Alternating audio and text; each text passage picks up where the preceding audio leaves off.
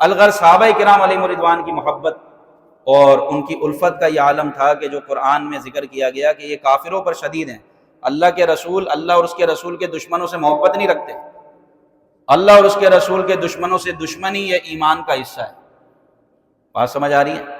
اور پھر دوسری صفت انہوں نے بیان کی، صحابہ کرام کی صفت بیان کی گئی، رحماء بینہم، آپس میں رحم دل، آپس میں رحم دل، کافروں پر شدید ہیں، کافروں پر سختی کرنے والے ہیں، لیکن آپس میں انما المؤمنون اخوہ، مسلمان آپس میں بھائی بھائی ہیں۔ پھر ایسی محبت تھی صحابہ کرام نے کہ جب ایک دوسرے کو دیکھتے تو مصافحہ کرتے اور گلے ملتے۔ ہم تو صرف اپنے جاننے مال والوں سے مصافحہ کرتے ہیں نا، آپ کو جو جانتا ہے پہچانتا ہے، آپ کا جو رشتہ دار ہے اسی سے ملیں گے، اسی سے مصافحہ کریں گے۔ صحابہ کرام ایک دوسرے کو جان ہو نہ ہو، پہچان ہو نہ ہو، ایک دوسرے سے ملتے، مصافحہ کرتے اور معانقہ کرتے، گلے لگاتے، ایسی محبت تھی۔ یہ قرآن پاک میں صحابہ کی صفت ہے، رحماء بینہم۔ اب جب قرآن میں فرما دیا کہ ان کی محبت ایسی تھی، آپس میں رحم دل تھے، آپس میں بھائی بھائی تھے، تو اب کوئی بھی شخص اگر قرآن کے خلاف بات کرے کہ آپس میں لڑتے تھے، آپس میں دشمنیاں تھیں، تو آپس میں یہ تھا تو وہ تھا، وہ سب قرآن کے خلاف ہے۔ یہ سمجھ جانا، یہ سب کیا ہے؟ قرآن کے آپس میں کوئی بغض و عداوت، کوئی کینہ صحابہ کے دل میں ایک دوسرے کے لیے۔ اب جو صحابہ کرام کے درمیان بعض جنگیں ہوئیں تو وہ کوئی ذاتی اناد یا ذاتی دشمنی کی وجہ سے نہیں تھی، وہ ایک خطا اجتہادی تھا اور ایک مسئلہ تھا جس پر بعض اوقات جنگیں ہو جاتی ہیں، دو بھائیوں میں بھی اختلاف ہو جاتا ہے۔ بھائی دو بھائیوں میں بھی تو اختلاف ہو جاتا ہے، اس کا مطلب یہ تھوڑی ہوتا کہ وہ دونوں ایک دوسرے کو دشمن بن گئے۔ اختلاف ہوا، ختم ہو گیا، شروع ہو گئی۔ صحابہ کرام علیہم رضوان کے بارے میں قرآن میں یہ آیت نازل ہو گئی، اور اگر اختلاف ہوا، سلو ہو گئی، وہ چیپٹر کلوز ہو گیا۔ اب اگر کوئی اس چیپٹر کو بار بار کھولے اور بار بار بیان کرے اور اسی لکیر پہ جو ہے نا پیٹتا رہے، تو سمجھو پکا منافق ہے اور صحابہ کرام کا دشمن ہے۔ حدیث پاک میں آتا ہے، حضور نے فرمایا اللہ اللہ فی اصحابی، میرے صحابہ کے معاملے میں اللہ سے ڈرنا، لا تتخذون من بعد غرضا، اور ان کو میرے بعد تنقید کا نشانہ نہیں بنانا، ان کو میرے بعد تنقید کا نشانہ نہیں بنانا۔ پھر ایک روایت اس طرح ہے ترمذی شریف کی کہ اگر تم ایسی قوم کو پاؤ جو میرے صحابہ کو برا بھلا کہتے ہیں، جو برائیاں بیان کرتے ہیں میرے صحابہ کی، تو ایسی قوم میں نہ بیٹھو اور یہ کہو کہ ان کے شر پر اللہ کی لعنت ہو، کہ یہ لعنتی قوم ہے کہ جو صحابہ کرام علیہم رضوان کی شان میں زبانیں تان دراز کرے، تو فرمایا ایسوں کی شر پر اللہ کی لعنت ہو۔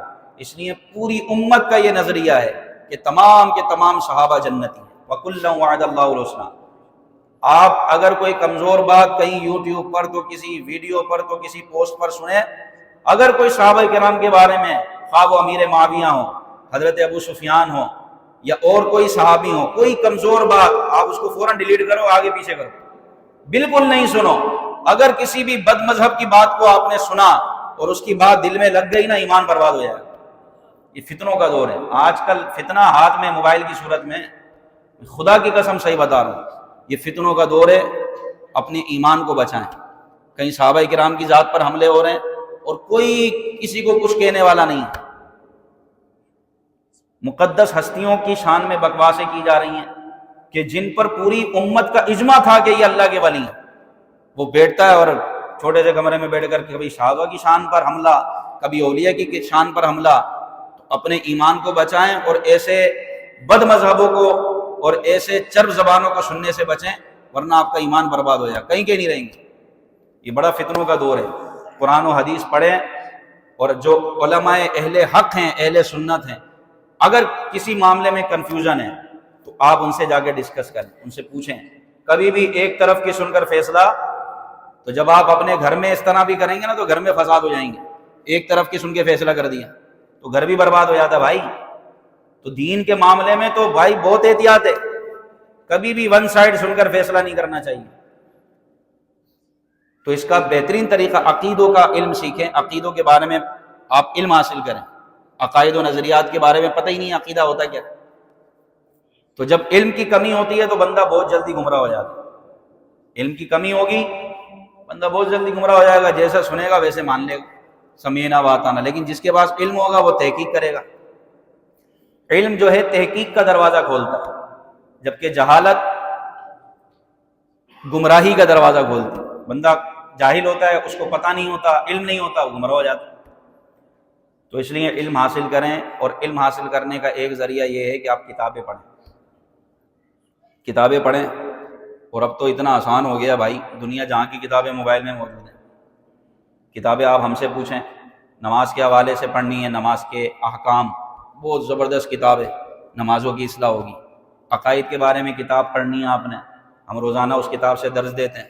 فیضان فرض علوم، وہ کتاب خریدیں، اس کتاب سے پڑھیں۔ کتابیں بہت ہیں، پڑھنے والا ہونا چاہیے۔ علم حاصل کریں، قیامت کے دن سوال ہوگا کتنا علم حاصل کیا اور اس علم پر کتنا عمل کیا، یہ سوال ہوگا۔ ہر ایک سے تیاری کر لو۔ یہ جو ڈگریاں لے کے گھوم رہے ہیں، اس علم کے بارے میں نہیں پوچھا جائے گا کتنی ڈاکٹری کی ڈگریاں جمع کر لی تم نے، قرآن و حدیث کے بارے میں پوچھا جائے گا کتنا علم حاصل کیا، اور اپنے علم پر پھر عمل کتنا کیا، دینا جواب۔ یہاں تو حال یہ ہے کہ قرآن دیکھ کر پڑھنا نہیں آتا، تلفظ ہی صحیح نہیں ہے۔ قرآن بعض لوگوں کے منہ پر لعنت کرتے ہیں، جیسے قرآن پڑھنے کا حق ہے ویسے نہیں پڑھتے۔ حدیث پاک ہے کہ قرآن کو اپنی آواز سے زینت دو۔ اس کی ایک شرط تو یہی ہے کہ خوبصورت آواز میں تلاوت کرو، دوسرا یہ کہ اس کے قواعد و مخارج کے ساتھ قرآن کو پڑھو۔ اس کی چھوٹی سی مثال دوں، اگر کوئی پڑھے الحمدللہ رب العالمین، اس کا مطلب ہوگا موت اللہ کے لیے، حمدو، یہ حمدو نہیں ہے، یہ ہے الحمد، ٹھنڈی سانس، الحمدللہ رب، یہ کون نکالتا ہے؟ پھر یہ بھی عذر نہیں ہے ہمیں تو پتہ نہیں تھا، اب ہمارا تو تلفظ ادا ہی نہیں ہو سکتا، سیکھنے کا حکم ہے۔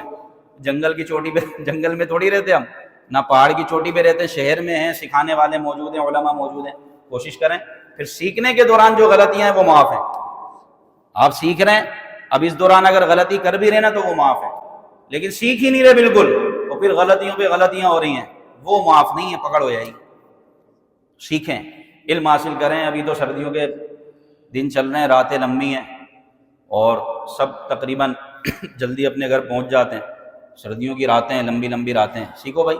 یہاں روزانہ مدرسہ لگتا ہے، کس کے لیے لگتا ہے؟ جنات تو آتے نہیں ہیں پڑھنے، یہ جو بڑے لوگ ہوتے ہیں بڑی عمر کے، ان کے لیے روزانہ عشاء کی نماز کے بعد 10-15 منٹ کا مدرسہ لگتا ہے، جس میں قرآن پڑھنا بھی سکھایا جاتا ہے، اور نماز کے مسائل، تو روزے کے مسائل، تو حج کے مسائل، مختلف مسائل سکھائے جاتے ہیں۔ تو آپ سیکھیں، علم حاصل کریں، ورنہ کبھی بھی موت آ سکتی ہے، اور بغیر سیکھے چلے گئے تو ایسا نہ ہو کہ ہم پھنس جائیں۔ تو علم حاصل کرنا یہ ہر مسلمان مرد و عورت پر فرض ہے۔ یہ علم سے مراد ہے قرآن و حدیث کا علم، قرآن و حدیث کا علم سیکھنا جس سے اس کے فرائض صحیح طور پر ادا ہو سکیں، غسل کے فرائض صحیح طور پر ادا ہو سکیں، نماز کے فرائض، وضو کے، تو جو اس پر فرض و واجب ہے ان چیزوں کا سیکھتے رہنا، یہ اس پر فرض ہے۔ تو یہ ضروری ہے، کیونکہ فتنوں کا دور ہے، علم نہیں ہوگا تو بندہ گمراہ ہو جائے گا، اور لوگ دھڑ دھڑ گمراہ ہو رہے ہیں۔ آپ بولو کہ جناب یہ ہو گیا یہ ہو گیا، بھائی لوگ اللہ کا انکار کر رہے ہیں، ملحد ہو رہے ہیں، ایتھسٹ بن رہے ہیں، ملحد ہو رہے ہیں، دہریے بن رہے ہیں، گمراہ ہو رہے ہیں لوگ۔ وجہ کیا ہے گمراہ ہونے کی؟ یوٹیوب پہ کھولا، وہ بڑا اچھا بولتا ہے، کیا دلائل ہے، سننا شروع کر دیا، آہستہ آہستہ وہ اسلام سے دور ہوا، اسلام سے دور ہو کے لبرل ہوا، لبرل سے وہ پھر ملحد ہو گیا، اللہ کا انکار کر دیا اس نے۔ ایک تعداد ہے، اور اس میں سب سے بڑی تعداد ہمارے نوجوانوں کی ہے، ملحد ہو رہے ہیں، انکار کر رہے ہیں۔ اور یہ ابتدا کہاں سے ہوتی ہے پتہ ہے؟ ابتدا ہوتی ہے جب بندہ علماء سے دور ہوتا ہے۔ علماء سے دور ہوگا تو دین سے دور ہو گیا۔ یہ حربہ ہے غیر مسلموں کا کہ ان کو علماء کو اتنا بدنام کر دو لوگ دور ہو جائیں ان سے۔ اب جیسے ہی بندہ عالم سے دور ہوگا، مسجد سے دور ہوگا، محراب و منبر سے دور ہوگا تو دین سے دور ہو گیا۔ جیسی دین سے دور ہوا وہ بن جائے گا لبرل، اب اس کو پردے کی باتیں بری لگیں گی۔ پردہ یہ کیا چیز ہے بھائی؟ پردہ، اس کو پردے کی باتیں بری لگیں گی۔ ایک بندہ ابھی ہمارے اسلامی بھائی آئے ہوئے تھے، ان سے میں بات کر رہا تھا، بولے بھائی اس نے تو مجھے ہلا کے رکھ دیا۔ میں نے کہا کیا ہو گیا؟ بولے میں نے کہا یار اب عمر کم ہو گئی، عمر ختم ہونے والی ہے، عمر زیادہ ہو گئی ہے، بڑھاپے کا عالم ہے، کچھ نمازوں کی طرف آ جاؤ بھائی۔ بھائی ہم یہ کیا ہوتا ہے، قبر وبر حساب وساب، تو کچھ بھی نہیں ہے، اب مر جائیں گے، ختم ہو جائیں گے۔ یہ مسلمان ہیں، یہ کیا ہوتا ہے حساب کتاب، قبر وبر، عذاب وذاب، اور مر جائیں گے یار، ختم ہو جائیں گے، یہ کفریہ جملے ہیں بعض صورتوں میں. یہ حال ہے. اللہ تعالیٰ ہمارا ایمان سلامت رکھے. تو بڑے معاملات ہیں بھائی، علماء سے جڑ کر رہیں اور دین کا علم حاصل کرتے رہیں، تبھی کامیابی ہے، تبھی بندہ ایمان پر دنیا سے جائے گا. ورنہ جو وہ حدیث پاک ہے نا کہ بندہ صبح کو مومن ہوگا، شام کو کافر ہوگا، شام کو مومن ہوگا تو صبح کو کافر ہوگا، یہ وہی زمانہ ہے. علم حاصل کریں، علم دین.